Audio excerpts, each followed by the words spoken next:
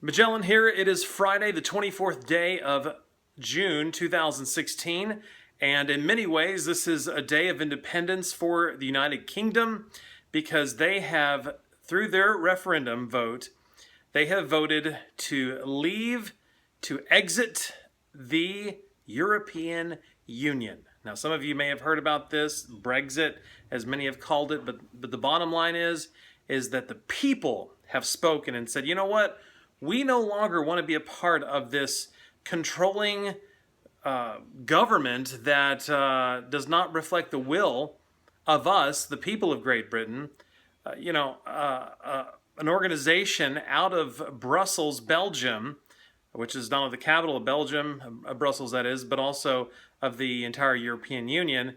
And they realized that the European Union grew into something that they never wanted it to actually become.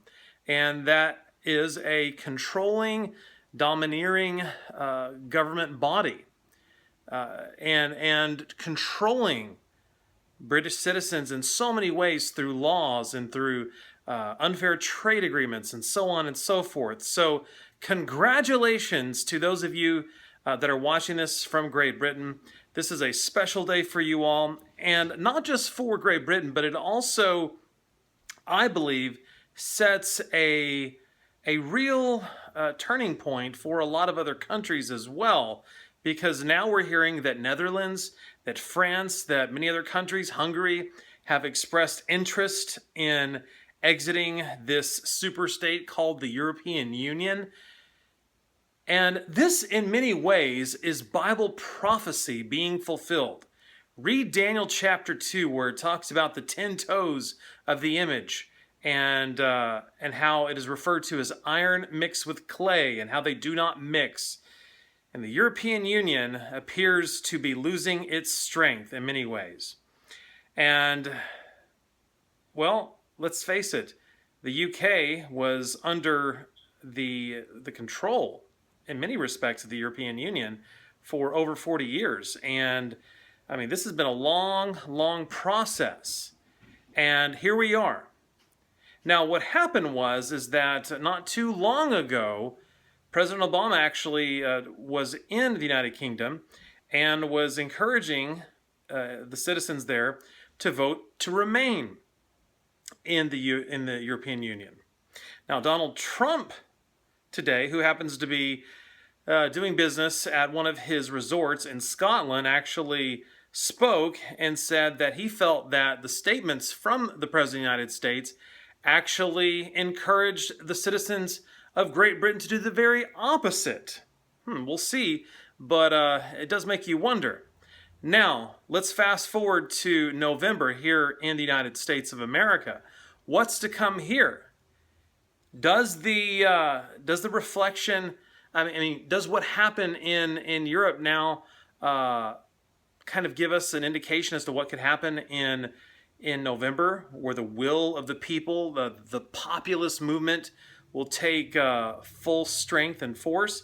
We'll find out. We'll wait and see. But times are a-changing, my friends, and they're changing quickly and rapidly. And the presidential election, well, it's heating up. We know that next month will be the Republican and Democratic conventions.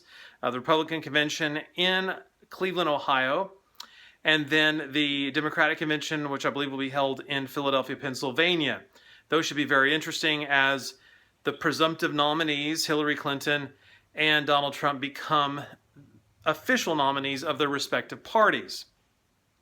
Now, in recent days, Donald Trump has spoken out very strongly against Hillary Clinton and has just really gone after her in so many respects.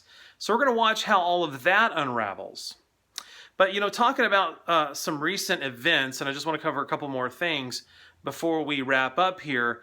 The Supreme Court of the United States recently came to a tied decision, or a tied vote, and it's having to do with the program that the president wants to get underway as a part of his legacy, and that having to do with giving sanctuary to those who are here as illegal immigrants, or as the politically correct like to say, undocumented residents. So that's tied. Now, if Scalia were alive, of course Scalia passed away.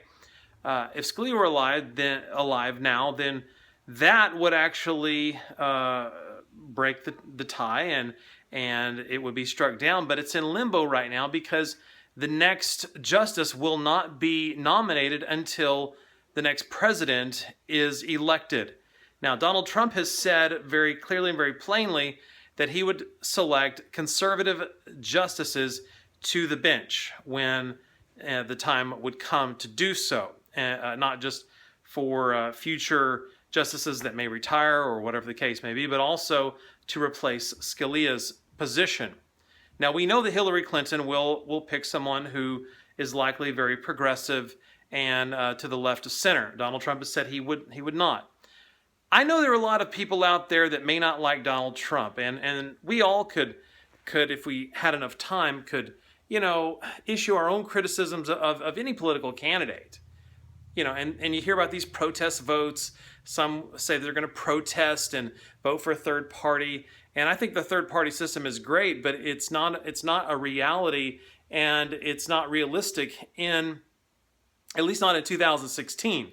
So in many ways, I hate to say that you waste your vote, but the vote doesn't really go anywhere. And that's unfortunate, but it is what it is. So you really lose your vote in so many respects.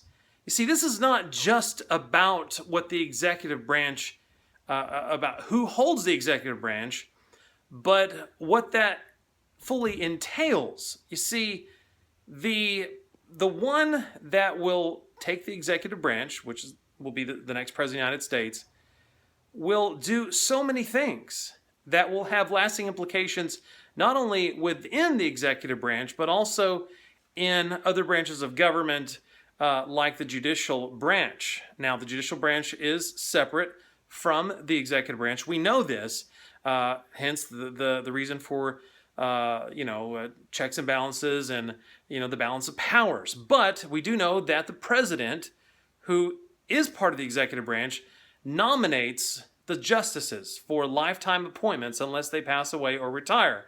They're there from now on.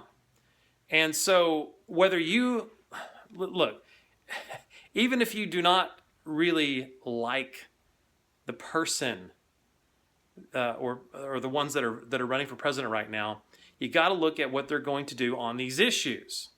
Okay? So if you're for more of a progressive, left of center type government, then you need to vote for Hillary Clinton because she will appoint those kinds of justices. But if you want someone who is going to be more centrist or right of center, then you need to go for the Republican candidate. And it's the best chance of winning and to preserve our freedoms, like freedom to have our rights protected. Second Amendment, First Amendment.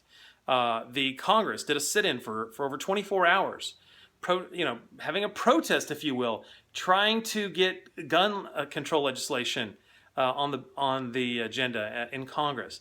I mean, this is what we're up against. So we've got to fight on our hands for liberty. So let's proclaim liberty. Let's get our emotions out of it and look at the facts.